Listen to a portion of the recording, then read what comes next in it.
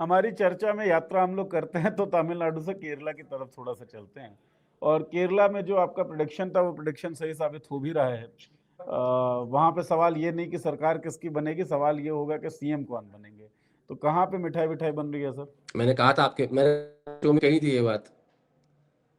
जी, मैं वही आपकी बात ही रिपीट कर रहा था मैं। तो मैं वही कहना चाह रहा था कि कौन से नेता के घर पे मिठाई मिठाई का ऑर्डर दिया जा चुका है, आपको तो पता पड़ गया होगा अब तक। नहीं नहीं नहीं, केरला का सीएम में मिठाई से तय नहीं होता है।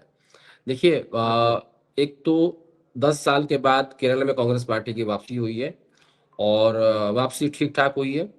अब वहाँ पे 3 नेता हैं, रमेश चन्नीथला, वीडी सतीशन, जो कि दोनों नेता केरल के हैं और वहाँ उनकी पकड़ बहुत अच्छी है। और तीसरे नेता हैं केसी वेणुगोपाल, जो कांग्रेस पार्टी के महासचिव हैं पिछले 7 साल से। और मुझे लगता है कि सबसे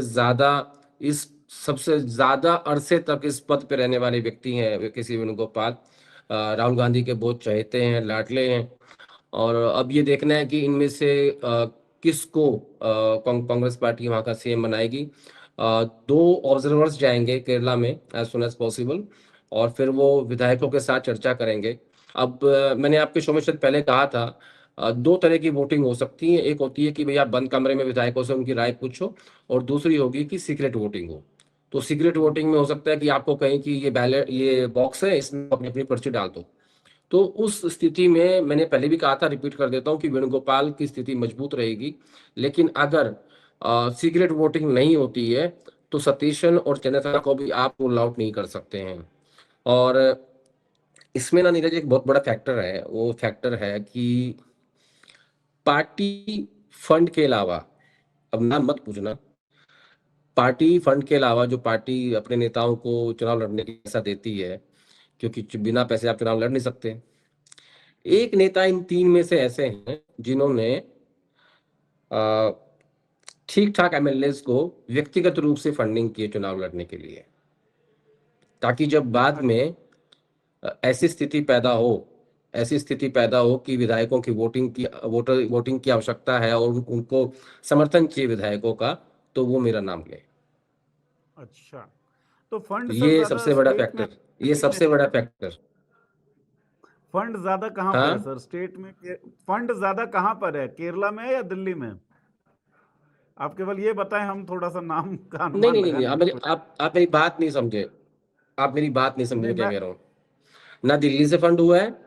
दिल्ली से फंड वो होते हैं जो पार्टी आधिकारिक रूप से अपने कैंडिडेट्स को देती है, दिल्ली और वाले केरल से नेताजी फंड हो फंड नहीं सकता। को।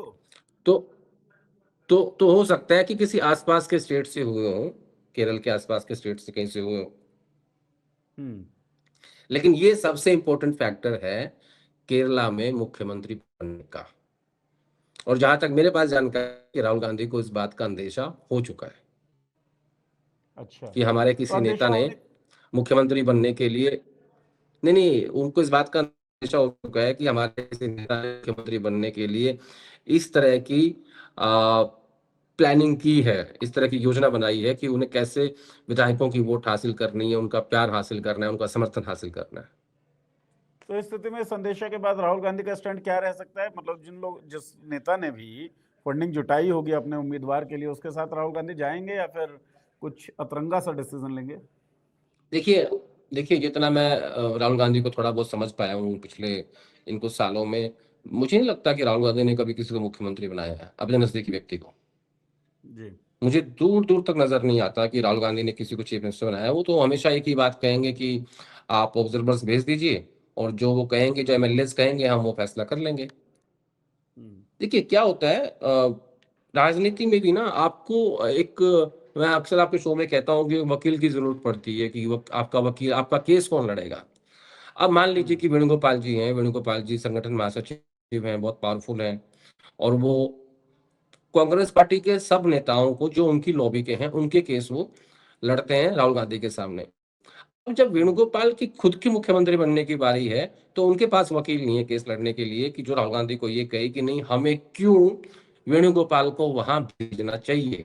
केरल की राजनीति में उनके वोट बैंक भी है, वो विधायक नहीं है।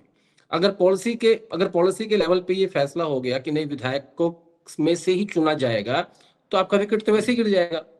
और कांग्रेस में अक्सर पॉलिसी बनती रहती हैं, मुख्यमंत्री बनने के समय, टिकट बंटवारे के समय अक्सर ऐसी पॉलिसीज बनती हैं। तो अगर देखिए, एक बात बताऊं मैं आपको, केरला लॉबी कांग्रेस पार्टी के भीतर सबसे पावरफुल लॉबी है। अच्छा, ये केरल देखिए लॉबी ना, ने ये ही सरकार बनाने में कोई 2019 में लॉबी से फैसला, नहीं नहीं नहीं, अदरवाइज बोल रहा हूँ, केरला लॉबी सबसे ज्यादा पावरफुल लॉबी है कांग्रेस पार्टी के भीतर। इस लॉबी ने ही ये फैसला किया था 2019 में कि राहुल गांधी वायनाड से चुनाव लड़ेंगे, 2 सीट पे लड़ेंगे। और जो जो उनकी उनकी जो संबंध है वो डायरेक्ट गांधी परिवार से संबंध है। और अब तो प्रियंका गांधी खुद वायनाड से सांसद।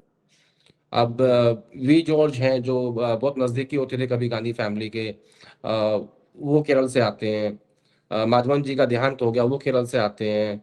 राहुल गांधी के दफ्तर में बैजू हैं, वो केरल से आते हैं। राहुल गांधी सांसद वहां से रह चुके हैं। एंटनी साहब हैं जो बहुत नजदीकी हैं सोनिया गांधी के। तो ऐसी एक लंबी फहरिस्त मिलेगी आपको उन लोगों की, और उनके सीधे संबंध है गांधी परिवार से। रमेश चन्नीथला है, वी डी सतीशन है, जिन्होंने राहुल गांधी को ये कह दिया था कि 10 साल पहले आप मेरे दोस्त थे, अब आप मेरे दोस्त नहीं रहे। जी तो इतनी हिम्मत कोई जुटा नहीं सकता ना ऐसे बोलने की। जी तो मेरा ऐसा मानना है कि केरल का मुख्यमंत्री बनना वेणुगोपाल के लिए आसान नहीं है। और राहुल गांधी ने कभी भी अपने नजदीकी व्यक्ति को मुख्यमंत्री नहीं बनाया है। और ऐसे मेरे पास बहुत सारे उदाहरण हैं, बहुत सारे राज्यों के युवा नेताओं के।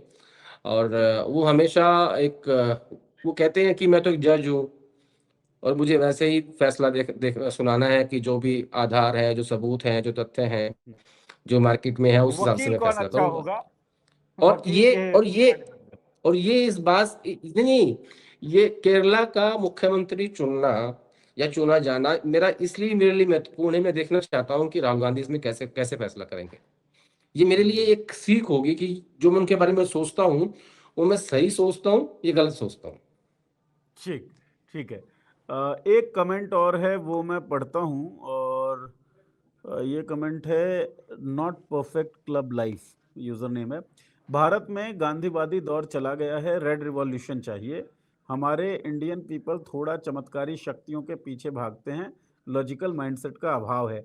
माइंडसेट के ऊपर बात जो है द थर्ड आई के एपिसोड्स में हम करते हैं। पंकज श्रीवास्तव जी के साथ लाइव सेशन होगा, उसमें हम आपके सवाल को जो है इस सवाल पर भी बात करेंगे, नॉट परफेक्ट क्लब लाइफ जी। तो आप जो है सो जुड़े रहिएगा।